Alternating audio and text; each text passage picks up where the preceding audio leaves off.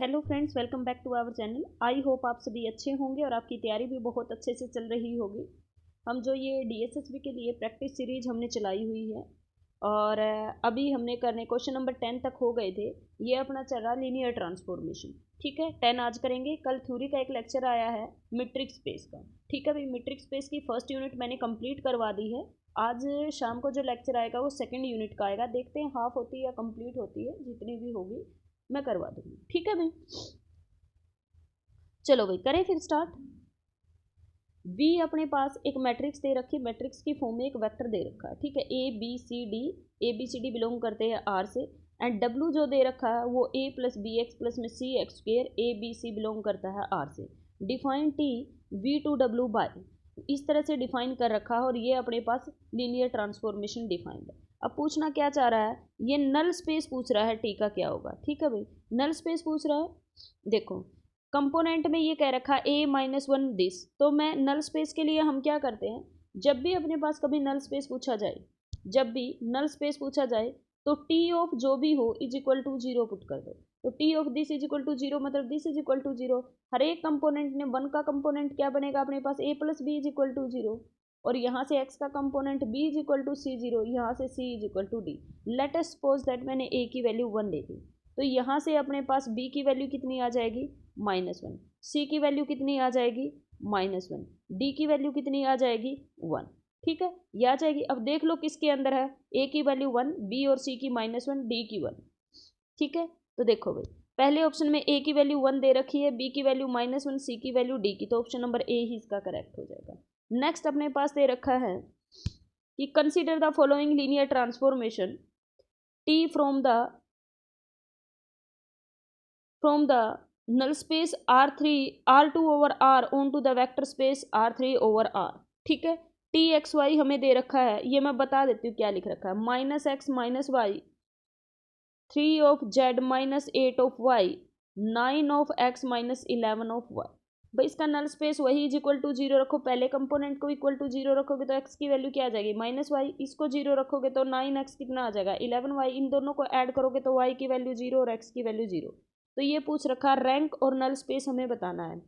Then the rank and nullity बतानी है। तो रैंक अपने पास कितना आएगा, अगर नलिटी 0 0 आ रहा तो नल स्पेस में सिर्फ 0 एलिमेंट है, नलिटी बराबर 0, रैंक बराबर 2, ऑप्शन नंबर सी इसका करेक्ट हो जाएगा।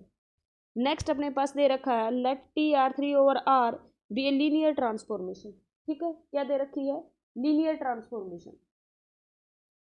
ठीक है भाई, अपने पास linear trans T of V1 ये दे रखा है, क्या दे रखा है 1 1 0, और टी ऑफ V2 दे रखा है 1 0 -1, और टी ऑफ V3 दे रखा है 2 1 -1। ठीक है भाई, देन तुम्हें बताना, ये कह रहा है W एक वेक्टर है 1 2 1 not belongs to range space of T. इसका तुम क्या करोगे भाई, देखो इसके अंदर रखोगे, इस बेसिस की फॉर्म में निकालना है तुम्हें टी ऑफ V1 और T of V2, T of V1 plus T of V2 निकाल के देख लेना, टी ऑफ V3 आ जाएगा। यानी V1 और V2 क्या है अपने पास, लीनियरली इंडिपेंडेंट, और ये क्या है डिपेंडेंट। तो इसका रैंक कितना हो जाएगा अपने पास, 2 लीनियरली इंडिपेंडेंट, तो रैंक बराबर होगा 2, नलिटी बराबर होगी 1। ये कह रहा है नल स्पेस 2 होगा गलत, रेंज स्पेस 1 होगा गलत। ये कह रहा है W1 to 1 not belongs to this, जबकि ये T1 और B1 के अंदर ही बिलोंग कर जाएगा, तो ये भी गलत हो गया। तो रेंज स्पेस प्लेन बनेगा, प्लेन का मतलब होता है R2 बनेगा, किसके अंदर, R3 के अंदर। हाँ रैंक 2 आया है तो ये R2 ही तो हो गया, तो ऑप्शन नंबर डी इसका करेक्ट हो जाएगा। नेक्स्ट अपने पास दे रखा which one of the following is true for the transformation T P2R से P2R तक। तो इसके अपने पास देखो P2 अपने पास पोलिनोमियल एटमोस्ट 2 डिग्री, तो बेसिस क्या बनेंगे 1 x x के, यही बनेंगे भाई। तो अपने पास देखो ये डिफाइन कर रखा है f double dash plus f dash plus में f, मैंने 1 लूंगी तो अपने पास इसे मैट्रिक्स बना लो, मैंने ले लिया 1, यहाँ 0 यहाँ 0 यहाँ 1, तो पहला कोऑर्डिनेट क्या आ गया, इन्हीं की अपने पास इन्हीं के लीनियर कॉम्बिनेशन में लिखना है। तो यहाँ 1, ये दोनों क्या हो गए 0। अगर मैंने x ले लिया, दूसरा हमने x उठाया, तो x का डबल डेरिवेटिव 0, x का डेरिवेटिव 1, यहाँ अपने पास कितना होगा 1। तो 1 का कोफिशिएंट 1, x का कोफिशिएंट 1, x स्क्वायर का 0, x स्क्वायर लूँगी तो यहाँ पे कितना आ जाएगा 2। ठीक है, तो अपने पास कॉन्स्टेंट का तो कितना आ गया 2, यहाँ पे अपने पास क्या आ जाएगा 2x, और यहाँ पे अपने पास कितना आ जाएगा, मैंने रखा ना x स्क्वायर 1, तो अपने पास ये बन गई यहाँ पे।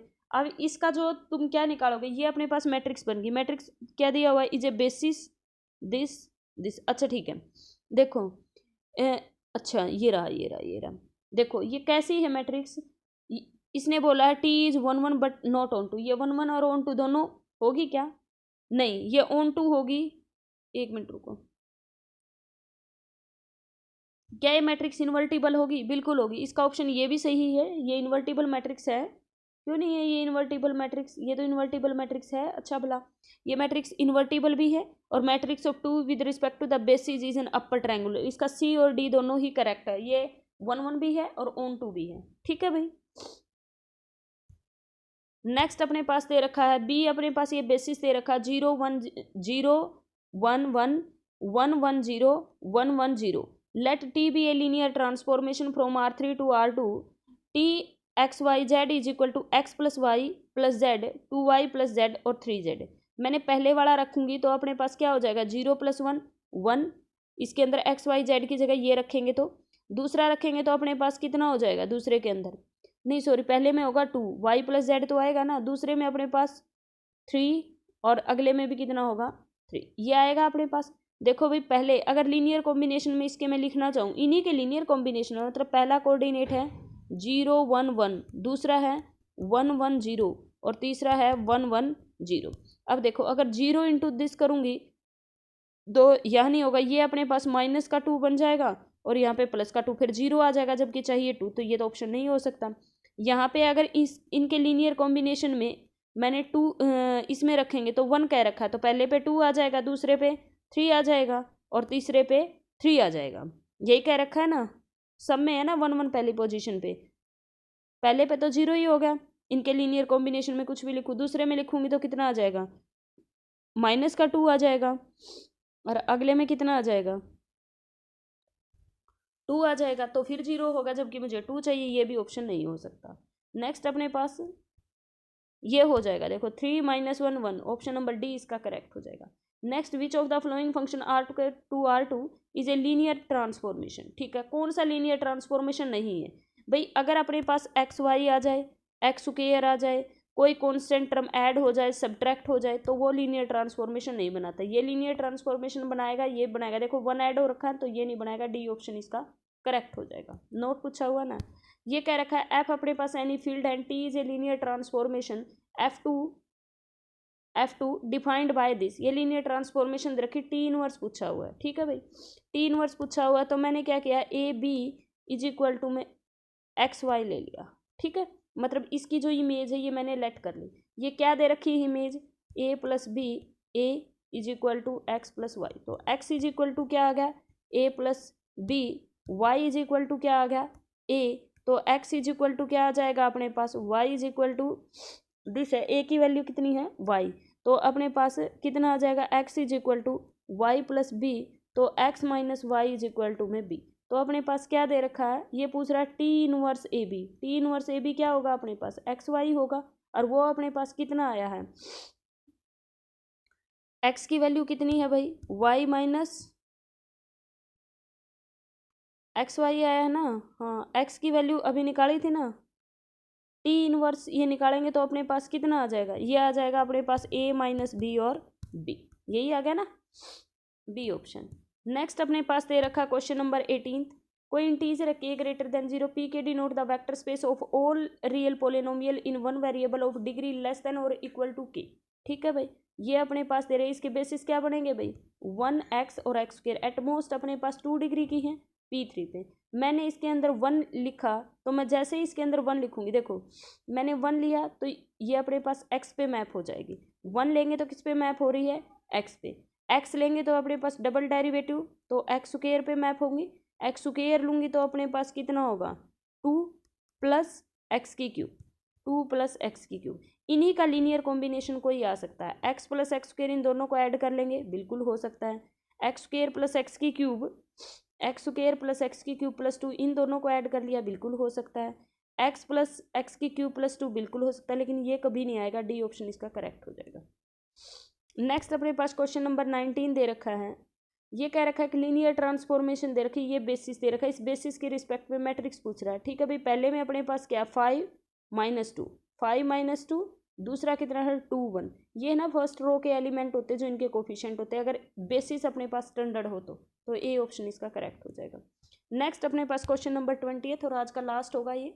कंसीडर द लीनियर मैपिंग, एक लीनियर मैपिंग दे रखी 3x + 4y 2x - 5y, the following basis of E1 E2, ये बेसिस दे रखे एंड एस के एस ये दे रखा है। Then the matrix with respect to relative basis of E, ये वैसे ही दे रखा है, इसका कोई यूज ही नहीं है, ठीक है। इनकी बेसिस के रिस्पेक्ट में मैट्रिक्स पूछ रहा है, तो पहले वाले का क्या आएगा भाई, 1 0 रखोगे तो कितना आएगा 3 2, किस पे मैप होगा 3 2 पे, तो पहला 3 2 आएगा, ऑप्शन नंबर ए करेक्ट। दूसरा अगर फिर भी देखना है तो 4 और -5, यही ऑप्शन नंबर ए इसका क्या हो जाएगा, करेक्ट हो जाएगा। वीडियो को प्लीज़ ज़्यादा से ज़्यादा लोगों तक शेयर करना, चैनल को सब्सक्राइब करना।